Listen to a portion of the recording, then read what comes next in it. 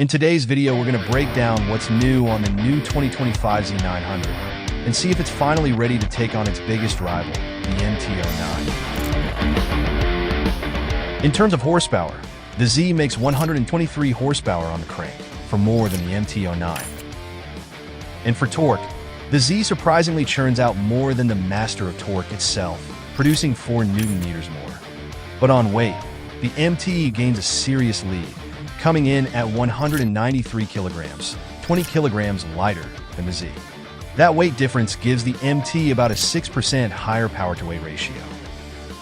Compared to the previous model, the new 2025 Z actually sees a slight dip in power, down by 2 horsepower and 1 Nm of torque, though the peak RPM remains the same. It also picks up an extra kilogram in weight.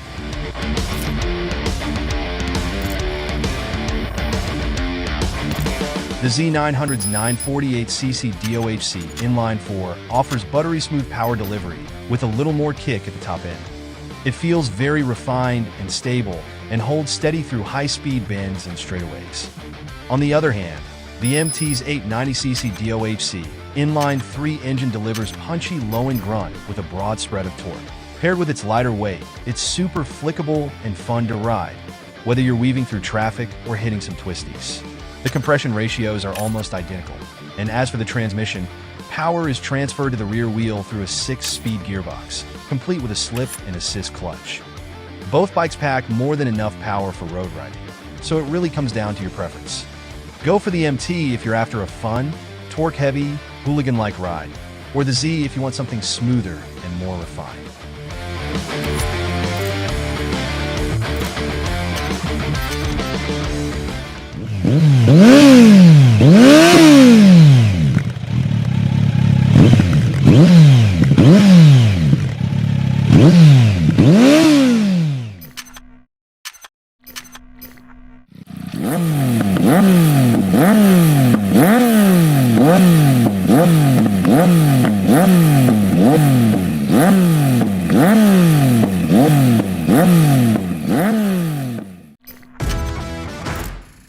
The Z900 used to be a couple of steps behind the MT in terms of electronics, but the new Z is definitely stepping up its game with a ton of electronic upgrades.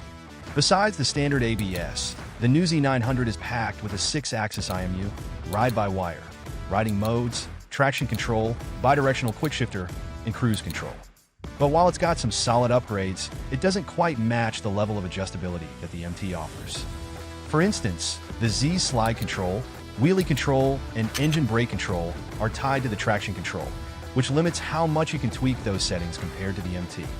Moving on, the MT features a back slip regulator that uses engine RPM and wheel speed data to prevent rear wheel lockup during excessive engine braking. That shines in low grip situations. And it also has a brake control system that detects slides while the bike is leaned over and controls brake pressure accordingly. Meanwhile, the Z now has cornering management function that monitors feedback from the IMU in real time during corners, adjusting brake force and engine power for smoother transitions between acceleration and braking to help riders stay on their intended racing line. On the dash, the Z now features a new 5-inch TFT display with turn-by-turn navigation, a first for Kawasaki. It also includes Bluetooth connectivity.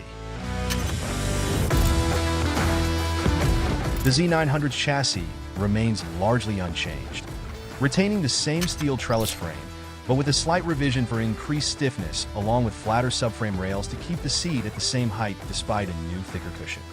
Meanwhile, the MT features an aluminum perimeter frame, contributing to its significantly lighter weight.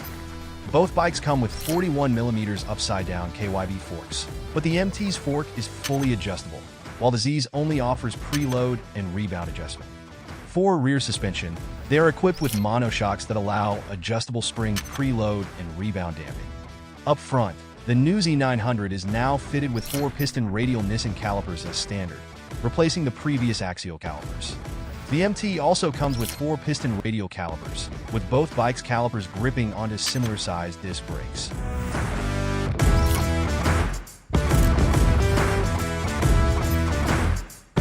Both bikes run on similar tire sizes.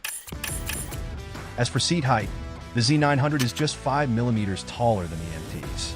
Dimension-wise, the MT is a bit more compact, being 10 millimeters narrower overall and featuring a 20 millimeter shorter wheelbase.